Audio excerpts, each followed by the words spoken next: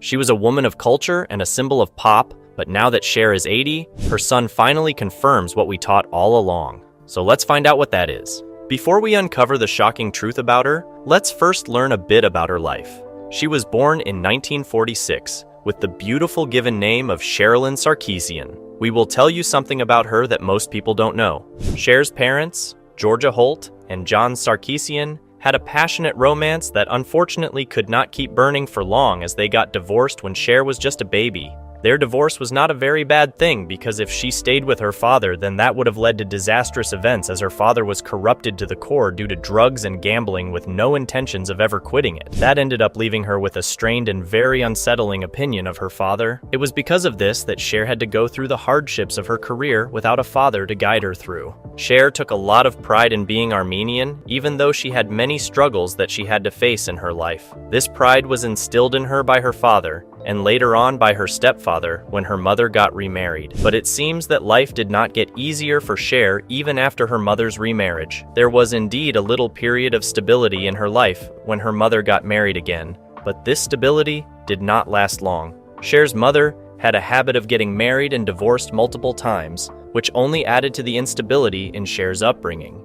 Cher's early life had some major problems, like financial instabilities as her mother's acting and singing careers failed to provide a consistent income for the family. This constant unpredictability in her daily life forced her to make it a habit of never staying in one place for too long, because the major problem of financial uncertainty doomed her childhood. Cher's talent and hard work were the only things that supported her during these awful challenges. She refused to be defined by her problems, and to counter them, she showed bravery and courage to face these problems. Cher learned to go through the difficulties of her family's incompetence by relying on her inner strength to get through difficult times. Cher has inspired countless fans throughout her career with her authenticity, talent, and unwavering spirit, and it's a reward for these features that she got such a reasonable and loyal fan base. Her ability to overcome personal challenges and achieve success is just an example of the power of perseverance. Cher's journey is like a reminder to us that no matter what challenges we face, we have the strength to overcome them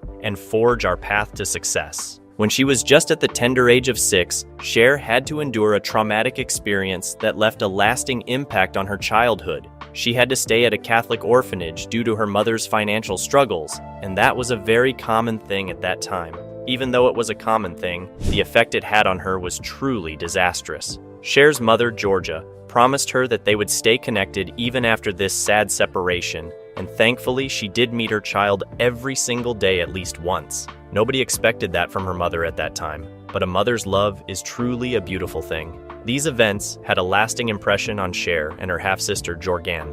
Cher's high school years were a roller coaster because it looked like Cher was not meant to study this kind of subject, as she found herself at odds with the traditional educational system. She always felt isolated among her peers, even though her intelligence and creativity were unique beyond compare.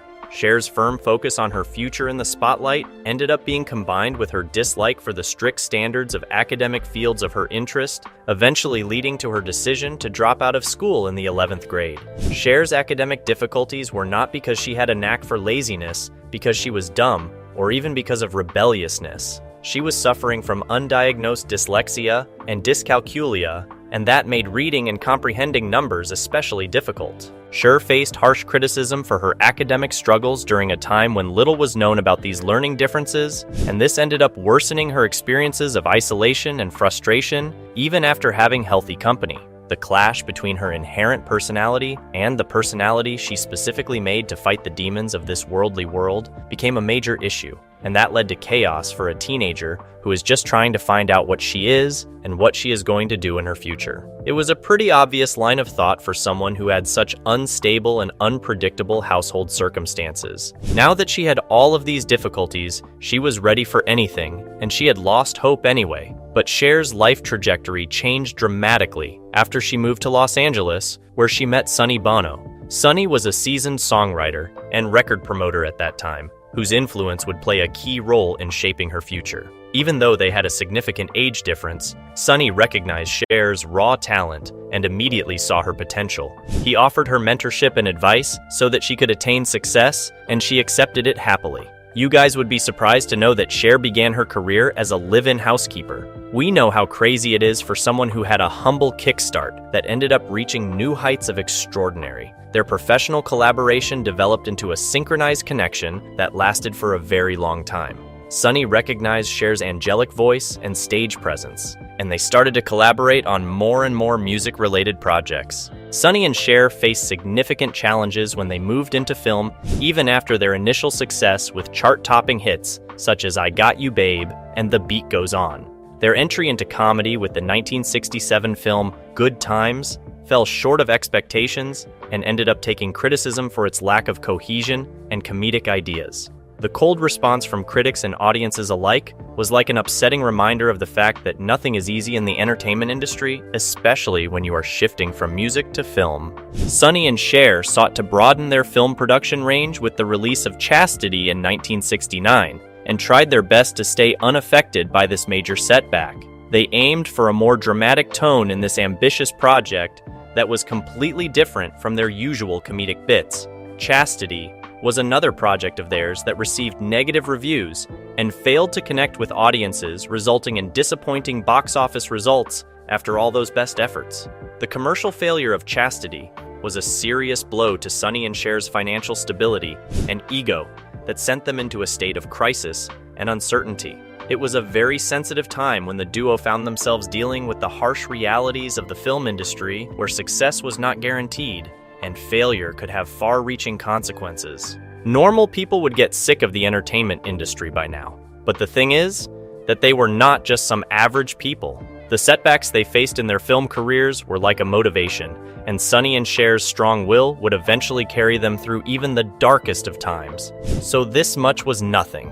Sonny and Cher were seen fighting with shifting musical trends as their financial problems worsened in the late 1960s and early 1970s. The rise of psychedelic rock and other genres was like a break from their pop and folk roots, leading to some bad financial issues.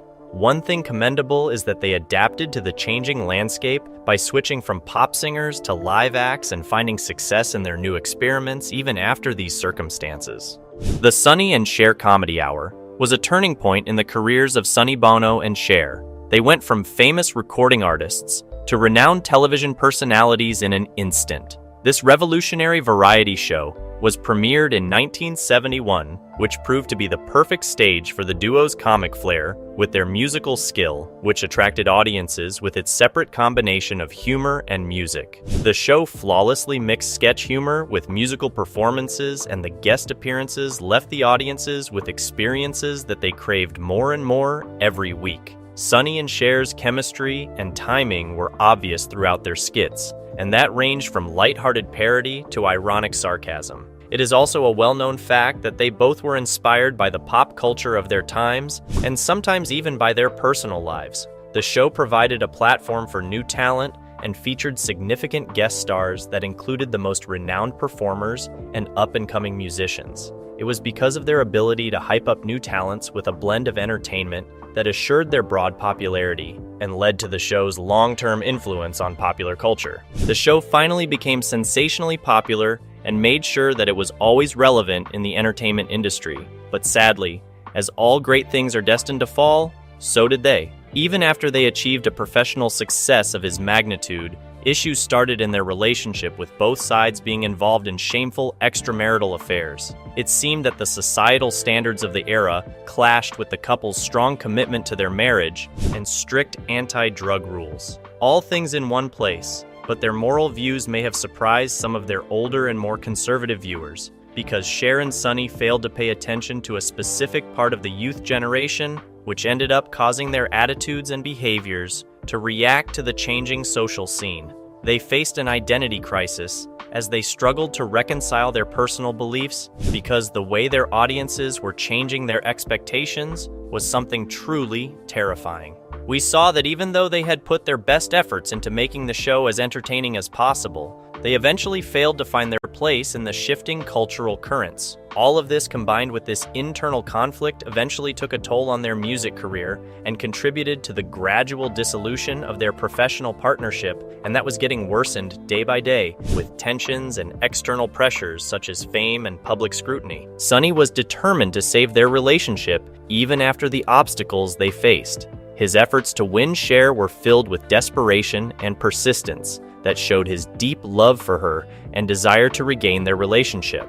After a period of confusion and soul-searching, Cher and Sonny came in front of the world once again, not as collaborators, but as something more. They announced to the world that they loved each other and that they were now committed to each other. This was a very successful announcement as they got married on March 4th, 1969. Their marriage became the talk of the industry, and they hyped it up again with the birth of their daughter, Chastity Son Bono, who was later known as Chaz Bono. This not only strengthened their bond and brought them joy during the difficulties in their personal lives, but it also gave them fame. Now that they got some well-deserved fame, an opportunity presented itself with their memorable guest appearance on The Merv Griffin Show, where their charisma and chemistry mesmerized audiences and caught the interest of CBS executives. CBS recognized the dynamic duo's potential and offered them the opportunity to host their show, which was a huge step forward in their television careers. The Sonny and Cher Comedy Hour quickly became a sensation, getting high ratings and widespread praise from viewers across the country. It's another fact that it originally was aired as a summer replacement series, but the show was so successful that CBS decided to continue it as a full-time series later that same year. Then we got to see another amazing collaboration between the legendary fashion designer Bob Mackie and Cher. He used to skillfully craft his pieces that were straight out of art, and he used to make them according to Cher's glamorous, bold choices, and that played quite a significant role in shaping the theme of their television show, leading Cher to be a fashion icon in the 1970s. The couple started to revive their music career by making collaborations, out of which the one with the producer, Snuff Garrett, resulted in a hit single, Gypsys, Tramps, and Thieves, that topped the charts. Solos like The Way of Love and the album Foxy Lady were other examples that showed their growth as music artists, but Garrett eventually left because of some distensions with Sonny. The album Bittersweet White Light failed to resonate with the audience, but to make up for that,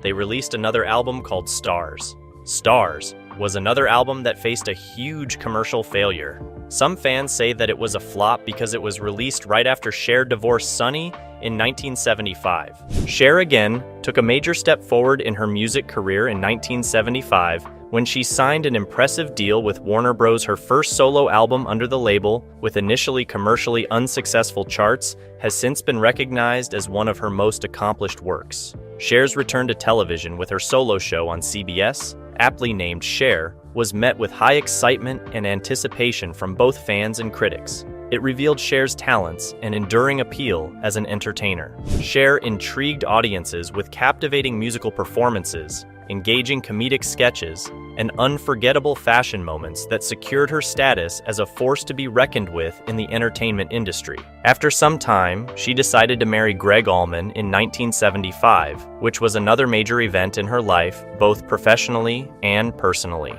Cher chose to support him and work towards reconciliation, even after the difficulties in their marriage that included Allman's struggles with addiction. Their marriage produced a handsome child that they named Elijah Blue. He became a symbol of their love and commitment to one another, securing them in the middle of their disagreements and providing them with a sense of purpose and belonging. But that too was not permanent, as the addiction problem got too much to handle. These difficulties only had one solution, and that was a divorce that took place in 1979.